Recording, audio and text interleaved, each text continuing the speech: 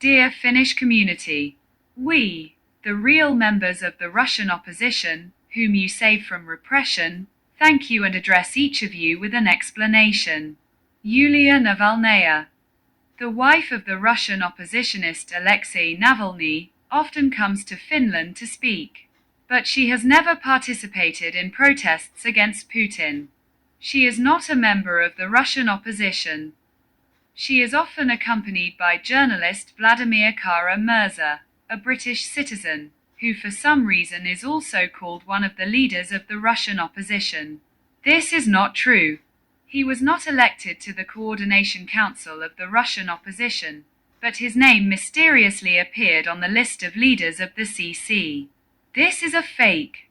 They are also accompanied by Russian oppositionist Ilya Yashin, who tells everyone that he is a friend of the politician Boris Nemtsov, who was murdered in Russia. But this is also not true. Since Yashin is indirectly involved in the murder of Nemtsov and published a fake report on behalf of Nemtsov, Putin, war.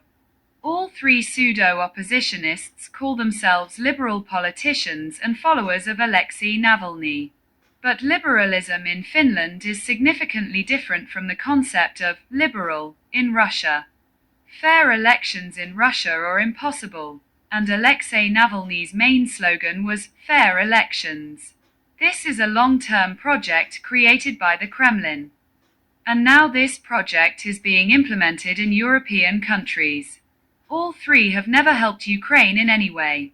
To the question, whose Crimea? They either do not answer, or repeat the famous words of Alexei Navalny, Crimea is not a sandwich, no one will return it to Ukraine. Every Ukrainian remembers these words. They would answer this question in exactly the same way. Whose land is Kalevala, seized by the USSR in 1939? Soviet, and we are not going to return it. They are bright representatives of the Russian Empire. In addition, Alexei Navalny's opposition movement was very small. In Russia, there was Garry Kasparov's OGF. The democratic movements of Mikhail Kasyanov, Vladimir Rizhkov, Boris Nemtsov. Many nationalist movements. But you are only presented with Navalny's movement. Since it was and is promoted by pro-Kremlin media, they collect donations to help political prisoners in Russia. But how can they deliver foreign funds if money transfers with Russia are impossible? And in Russia itself, for connections with foreigners, everyone faces a prison term of up to 10 years. Transporting cash in the amount of up to 300 euros is also prohibited by Russian law. They organize meetings at which they write letters to political prisoners in prisons. But for connections with foreigners, a prisoner can get huge sentences. Every letter is read by prison guards. Even letters from relatives of prisoners. There is strict censorship in prisons. Such is the system in Russia. The FSB identifies the addresses of senders from Europe.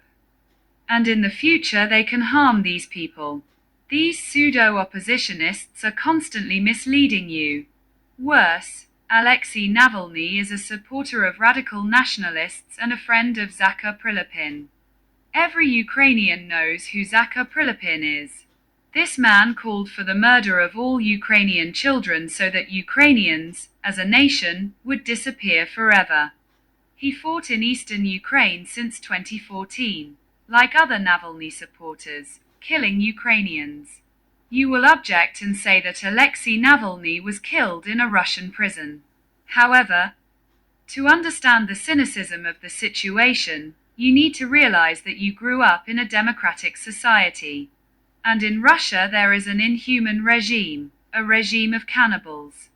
And Alexei Navalny was killed by Putin's regime so that a mass of spies could infiltrate Europe under the guise of Alexei Navalny's followers.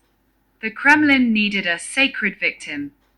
This is what is called Putin's multi-move strategy. This is a creeping expansion to destabilize European civil society. This is an element of the Kremlin's hybrid war.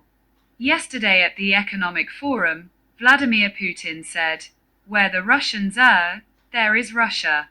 And they mark their territory with their monuments. Why does Helsinki need a bench with Alexei Navalny's name? What has he done for Finland or for the world? Nothing. They just need to mark the territory of their fiefdom. Just like animals mark their territory.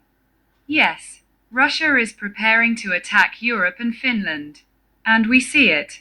A whole landing force of Kremlin propagandists has landed in Europe under the guise of Russian democratic media. And ask all these people a simple question. What is your status? Do you have a residence permit? Or have you requested political asylum in the EU? And you will be surprised that all of them are in Europe, at work, in a dubious fund, or without any status at all.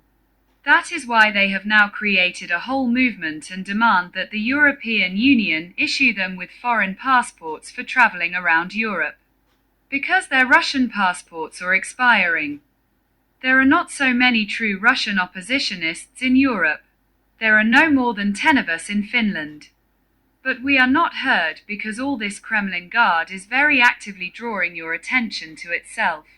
It is time to stop this circus and stop these artists from touring in Europe. We hope that you will understand our call and make your politicians stop hosting these swindlers.